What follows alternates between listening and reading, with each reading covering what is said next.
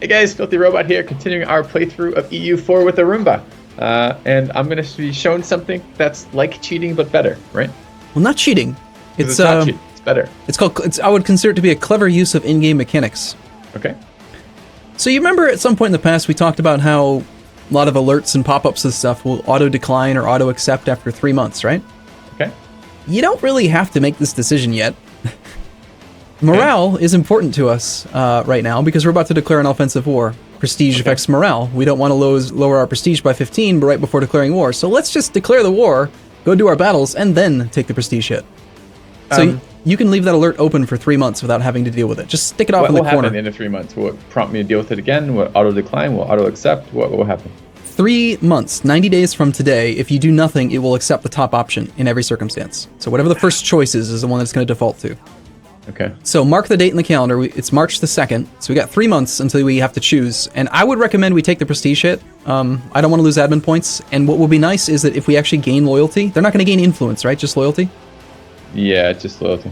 Yeah, so we don't want their influence to go up because we already have a disaster ticking up with them. But if we gain 10 loyalty right now, that would put them at 67. We'd actually get them minus 10% land maintenance modifier. Okay. So we get some more money. We'd save like half ducat a month, which is pretty good. All right. So let's go ahead and let's declare our war.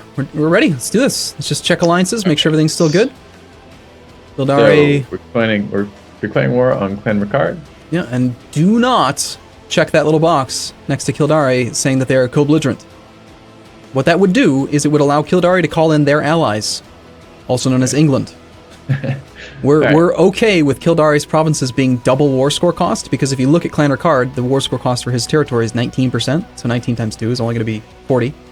War score cost for Connaught is 15, so it's still less than 100%. So we can still full annex both these guys. Where are you seeing the war costs? Click on Kildare, the actual province. Mm-hmm. Bottom center, slightly to the right of the military information, there's that little cross sword with a star in it. 19%, okay. Yeah, that's the province war score cost. So when they're not a co-belligerent, it will be doubled. Okay. So 40% plus the war score cost of the other one is only, 56%. Not a big deal. So you want me to simultaneously this turn declare on Clan Ricard, Denmark, and England, right? Yes.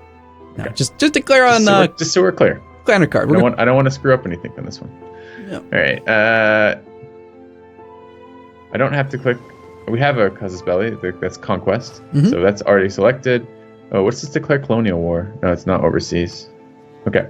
We don't care about that. So we're just going to hit confirm then. It's like no boxes at all. We're not calling our allies. No, we're going back to a much easier set of wars here versus the last couple with England and stuff. Okay, so we're red now to Clan Ricard. Tomorrow, the defensive calls go out, so Kildare will join tomorrow. Obviously, you're going to want to segregate these two armies, so immediately go smash the army in Clan Ricard. You only need to deploy, 6 infantry plus the cavalry? Okay, but we only have 2 cav, so we're not going to be able to use 2 cav on both armies. Yeah, Right? I would just send you do 1 and 1? I would send 6 infantry plus the cav at Connaught, Clan Ricard. Okay. Leave the other infantry in Sligo. As soon as that battle's over, march the cavalry back to Sligo and have the fresh infantry that didn't participate in the previous battle go kill the army in Kildare. Okay. We'll go down to speed 2 and hold on just a second. Let me. This just is your grab war. My war. Yeah. The war with all the wimpy stuff. Yeah. All right. How many was there? They had a 6 stack. So if I bring 6 infantry and 2 cav, that should be fine. Mm-hmm. Okay, and I want to leave. I want to keep the general. I want to keep the general with the attacking army. I don't know why that actually matters, but I'm going. I mean, I do. I understand why the bonuses are. I guess I don't really care which position the general's in, except it makes it a little bit more annoying to do these. Is there any way to like? No, why not? Okay, I see how many I have here. 9 still. I just want 6. Okay, I think that's 6 and 2 and 9. So I should say, I can close this now, and I can select that unit and go there. Yeah. Yeah, looks good. So we're going to be taking a terrain penalty. We have equal tech. He hasn't unlocked any ideas. He's a military tech 5 to our tech 5. We have a pretty sizable morale advantage. And remember, we've got 3 months to win both these battles. So March the 2nd. Let's go ahead and unboss. Come on, Wallace. Oh, I didn't send my guy to Kildare. I assumed he was coming our way. Our guy to Kildare. Yeah, What? I didn't. So I split the army in half. I sent half our army to Clan Ricard. I didn't send the other army anywhere. So I guess now we can see where he's marching. He's marching on Limerick, so we could go to Limerick and try to engage there. Is that what you did with him?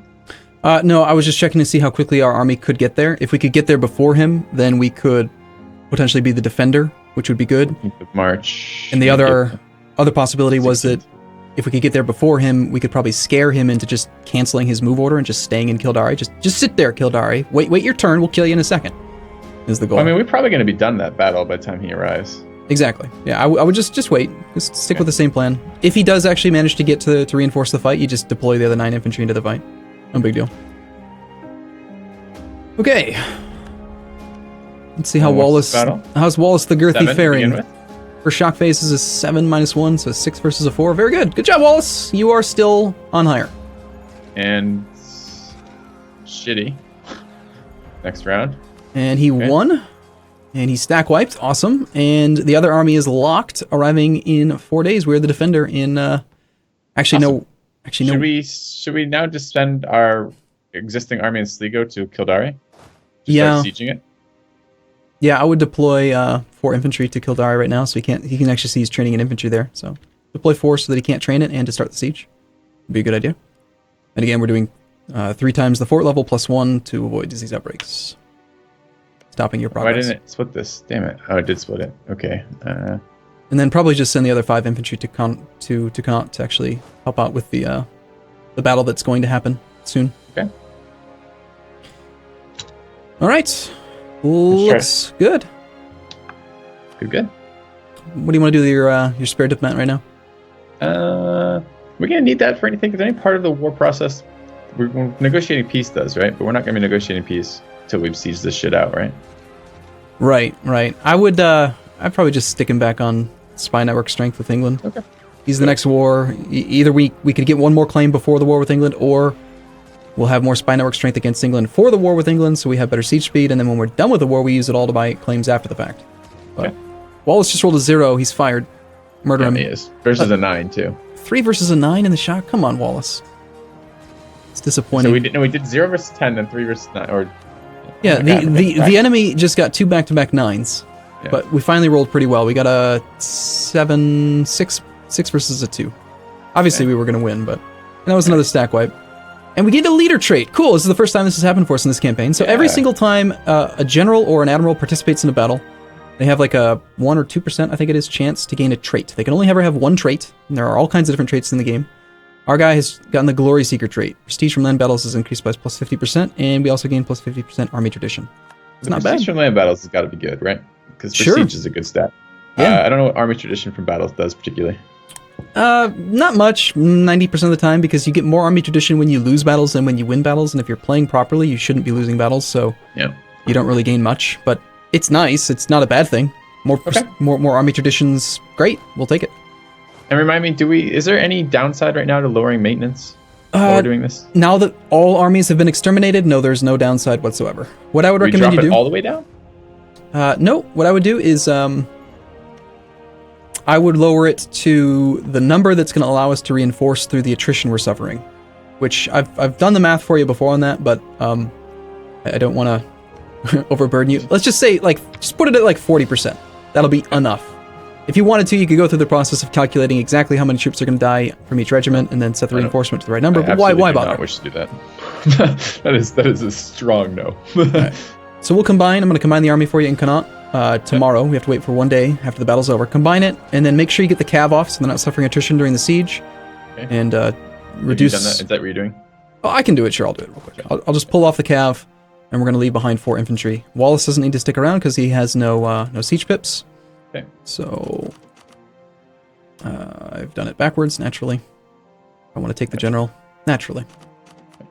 We can lose prestige now. Does it matter for... And now, I would take the prestige shit. Now that the battles are over, we don't care about our morale anymore, and so I would just go ahead and do that.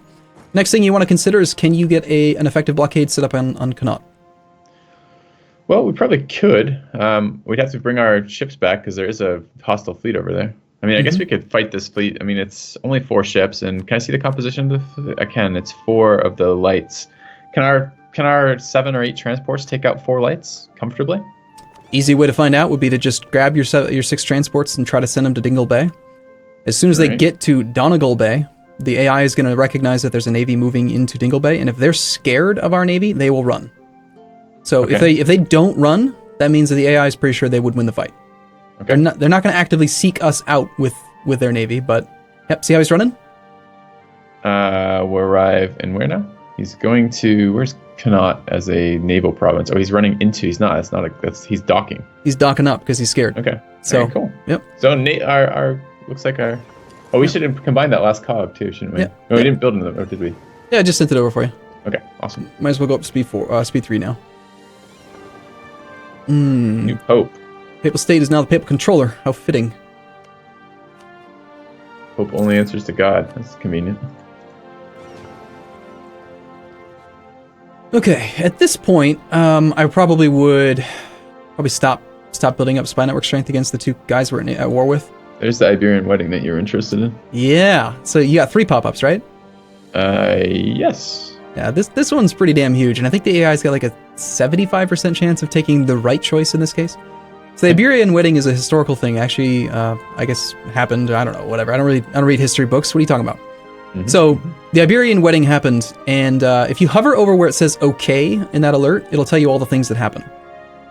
Castile forms a personal union with Aragon under Juana. Castile's opinion of Aragon goes up. Aragon loses liberty desire. Provence and Austria dislike it. 20 noble regiments will rise up in Vizcaya.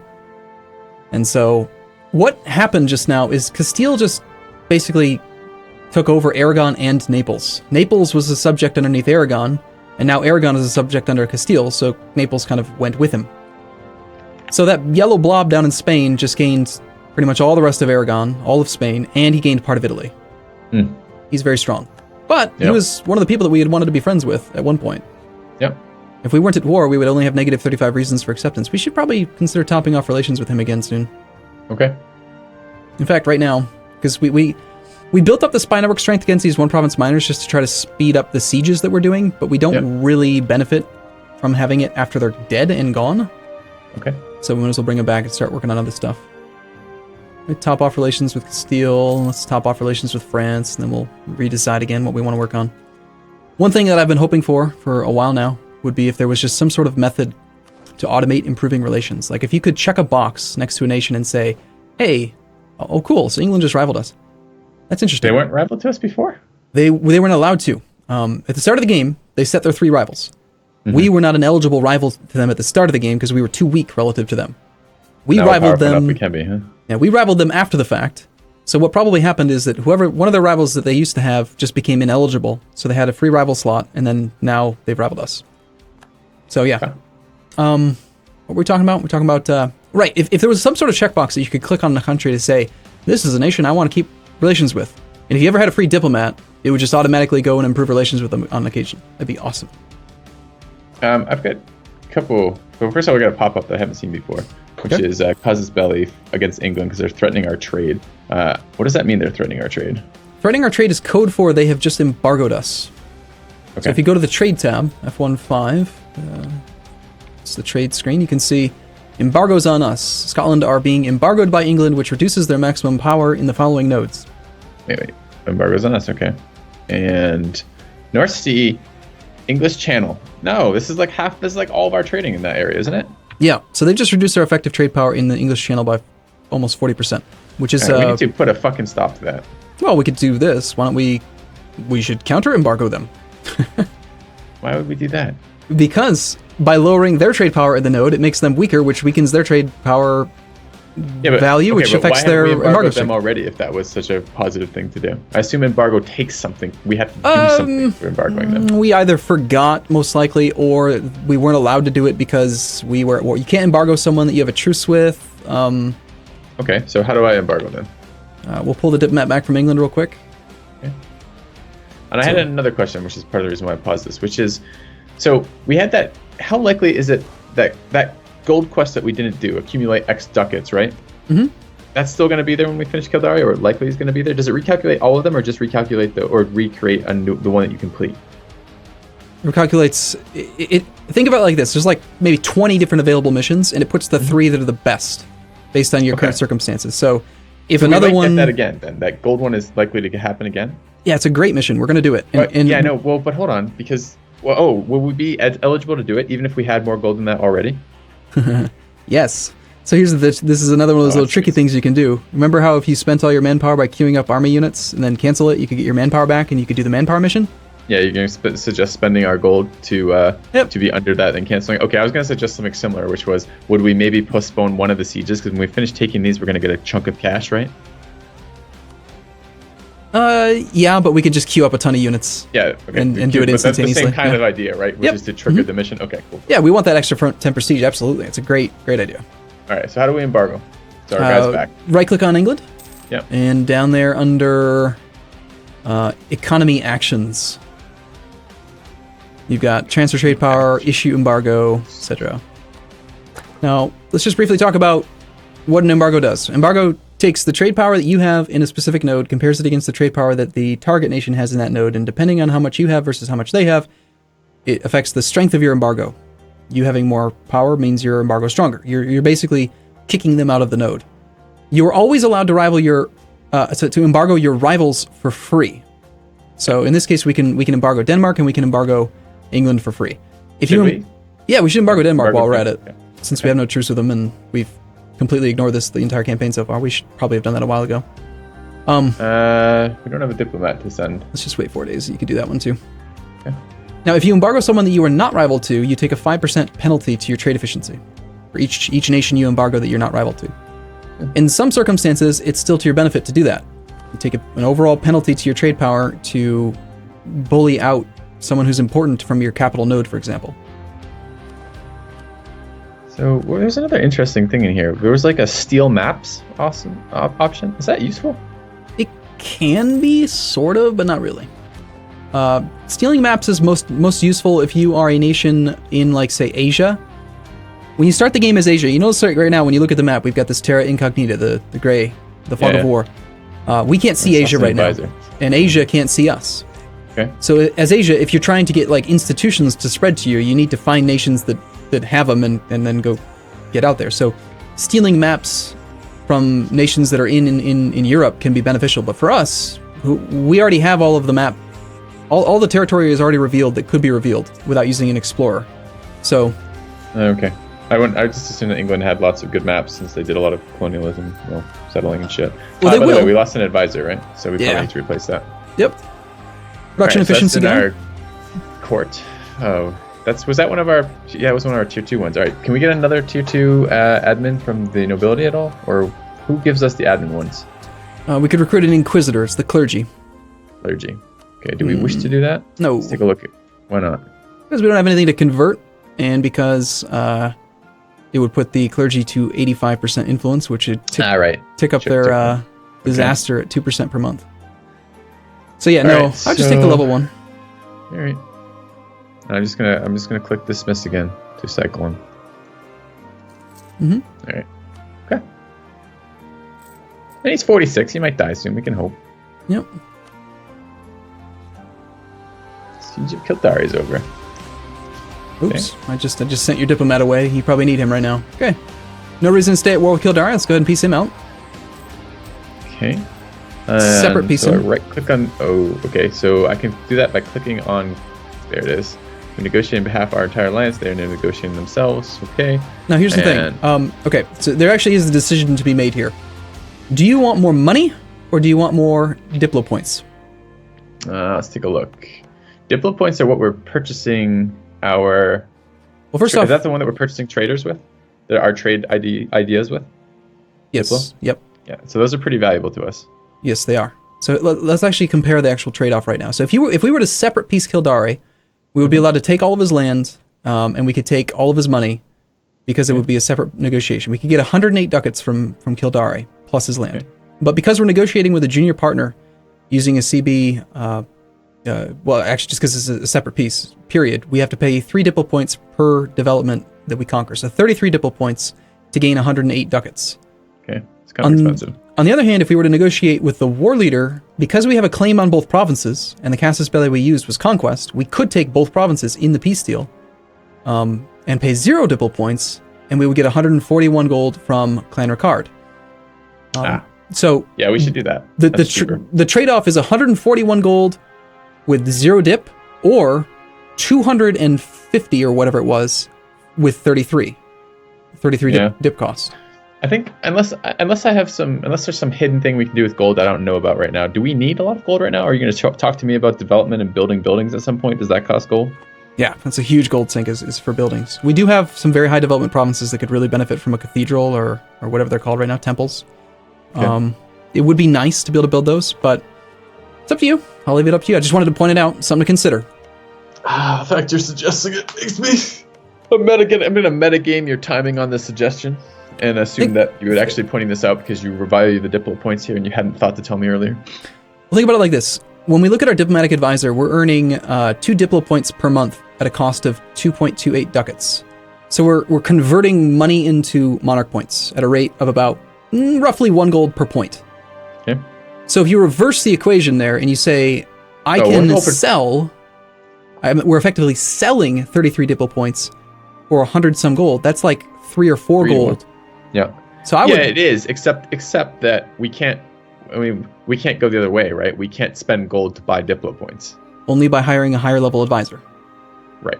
Which has a less efficient return rate on that. Mm-hmm. In other words, although you're right, the value is higher in this trade deal for doing it for gold than it is for diplo points normally than our normal value is per turn. We still have a finite number of diplo points, and we're unlocking our idea groups are probably, especially because that's the third of 3, right? So we get some sort of another bonus when we do that. Yeah. I kind of would like to save up for the diplo power right now. So the idea of not spending that is interesting to me. All right, sounds good. I just wanted to make sure you're rationalizing, and you're doing a great job. So good work. Okay. All right. So I'm not going to make this. So I'm not negotiating with that. Then I'm waiting for the siege of the other one to finish. Yeah. Okay. All right, sounds good. Looks like we're gonna have to take a break here before we actually do our peace deal then. All right, sounds good. See you guys soon. See you in a bit.